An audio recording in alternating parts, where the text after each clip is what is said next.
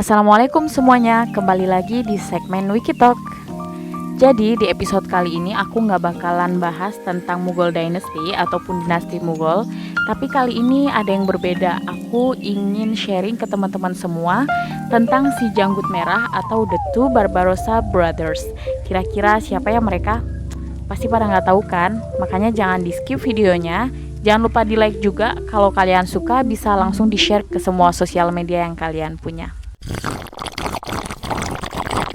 Jadi, sejarah kegemilangan jihad kaum muslimin itu nggak hanya tertorehkan dalam peperangan yang hebat di daratan guys. But, rekam jejak sejarah juga mencatat bagaimana hebatnya kaum muslimin dalam melakukan ekspedisi dakwah dari jihad di lautan. So, Laut Mediterania selalu menjadi saksi kehebatan pasukan laut kaum muslimin dalam menghadapi kekuatan Kristen Eropa guys. Bahkan pertempuran-pertempuran di lautan yang dilakukan oleh armada laut kaum muslimin sama dahsyatnya dengan pasukan yang ada di daratan. Nah, mereka selalu berpegang teguh pada hadis Nabi SAW, peperangan di lautan lebih baik dari 10 kali lipat pertempuran di daratan. Hadis riwayat At-Tabrani, Al-Baihaqi, dan Al-Hakim.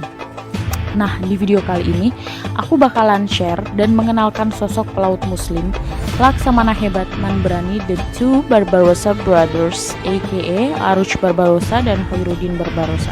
Nah, mereka ini siapa sih? Jadi mereka itu adalah laksamana dari pasukan Turki Utsmani yang sangat ditakuti oleh para pelaut-pelaut Eropa guys.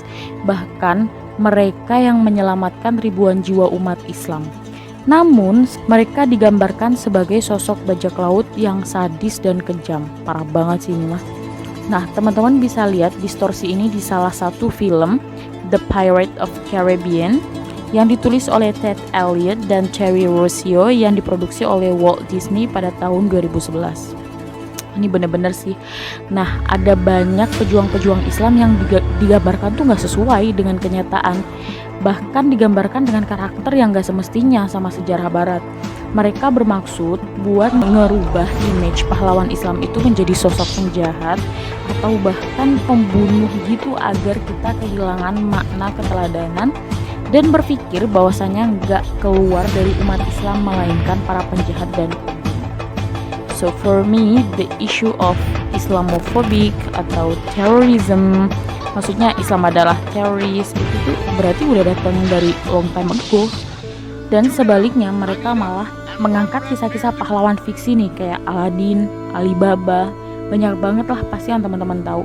Padahal itu semua fiksi. Kalau teman-teman ingin tahu lagi lebih banyak mengenai kisah-kisah yang tadi nih yang banyak dipalsuin, kisah-kisah sejarah Islam yang kayak gitu, kalian bisa komen di bawah dan insya Allah kita akan bahas di segmen Wikitalk selanjutnya. So guys, let's jump to the topic.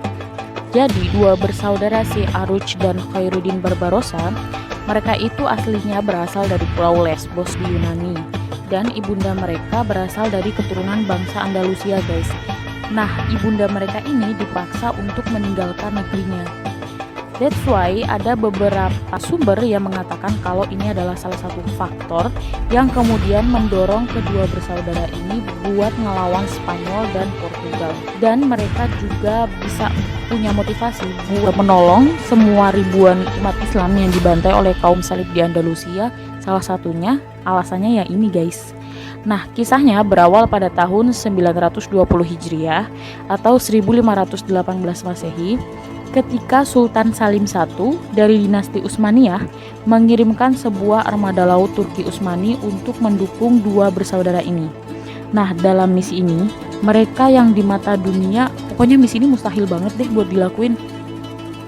Karena dalam misi ini tuh mereka harus memimpin armada laut Islam dan berlayar dari ujung timur Laut Mediterania menuju ujung barat dengan melawan armada laut kaum salibis guys. Nah, kaum salibisnya ini terdiri dari beberapa negara like Spanyol, Portugis, Italia, terus belum lagi sekutu-sekutu daulah Hafsiyah, juga ada Salim Al-Tumi, penguasa Aljazair yang bersekutu sama salibis Spanyol. Terus banyak lagi deh pokoknya.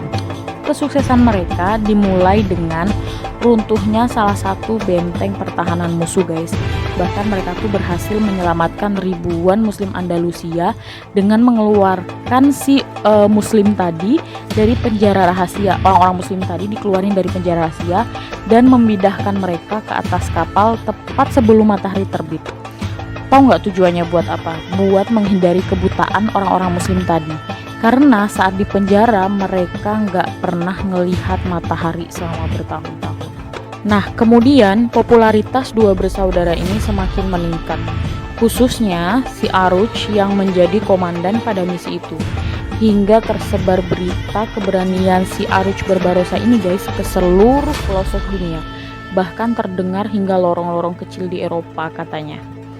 Nah, si Aruj Barbarossa kemudian dijuluki oleh bangsa Eropa dengan sebutan Barbaros yang diambil dari bahasa Italia yang berarti si janggut merah. Inilah yang dimaksud di balik film Pirates of Caribbean yang menggambarkan seorang bajak laut dengan janggut merah. Juga mostly kalau aku nonton beberapa kartun or film-film dan cuplikan tentang bajak laut, selalu janggutnya warnanya merah, iya nggak sih? Nah, pada tahun 924 Hijriah atau sekitar 1518 Masehi, Aruj Barbarossa memimpin sendiri pasukannya bergerak dari pelabuhan Alexandria menuju Aljazair, guys. Tapi yang harus digarisbawahi di sini adalah perjalanan ini bukanlah misi untuk berperang ataupun ekspedisi, but cuma untuk menjumpai saudaranya si Khairuddin Barbarossa tadi. Nah, perlengkapan yang dibawa pun nggak dilengkapi dengan perlengkapan perang dong, kan niatnya emang nggak perang gitu, dan lain sebagainya, hingga sampailah berita ini pada Salibis Spanyol. Maka dengan cepat si kaum Salibis Spanyol tadi mengirim pasukan militer dengan jumlah yang begitu besar dan mengepung kapal Aruj Barbarossa, guys, dari seluruh penjuru. Kemudian mereka membunuh dan memotong semua anggota tubuhnya. Nauzubillah ya Allah. Nggak puas dengan kematiannya, mereka memenggal kepalanya untuk dibawa berkeliling di seluruh pelosok kota di Eropa. Parah banget ini, dan merayakan kematiannya. Pesan aku pribadi sih guys, it's not important siapa yang ngebawa bendera Islam ataupun bendera dinasti, itulah pokoknya siapa aja yang bawa bendera, for me it's not important. Akan tetapi yang terpenting adalah gimana cara kita agar bendera itu terus berkibar gitu, terus berdiri. Jadi ya kayak udah sunatullah, kalau gugur satu pahlawan dalam Islam, maka Allah tuh akan mendatangkan pahlawan Islam berikutnya. Dan dia adalah si Khairuddin Barbarossa, saudaranya Aruj Barbarossa tadi, yang kemudian semakin meningkat kerjasamanya dengan pemerintah Turki Utsmani, guys. Nah, penduduk Aljazair meminta kepada Sultan Salim I dalam kedudukannya, penduduk Aljazair ini ngerasa nyaman dengan pemerintahan Khairuddin Barbarossa, sehingga mereka meminta kepada Sultan Salim I sebagai penguasa tertinggi dunia Islam waktu untuk mengangkat Khairuddin Barbarossa sebagai pemimpin mereka.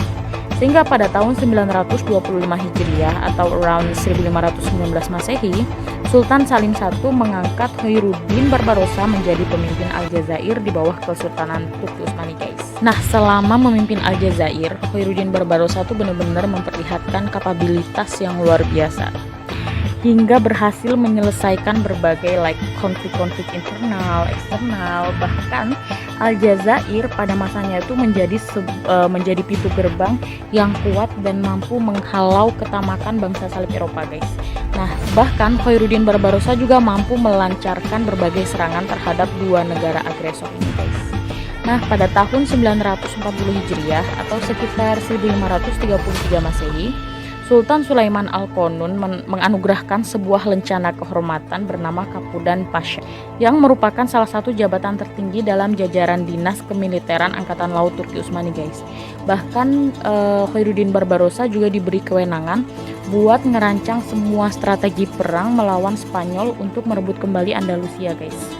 Nah, kemudian fase kepemimpinan Khairuddin Barbarossa sebagai komandan tinggi dalam Angkatan Laut Turki Utsmani merupakan puncak kejayaan dia dan kemajuan Angkatan Laut Turki Utsmani, guys, hingga meraih berbagai kemenangan gemilang dalam ekspedisi-ekspedisi Islam. So guys, that's all about. Semoga bermanfaat dan see you in the next video. Dadah, assalamualaikum warahmatullahi wabarakatuh.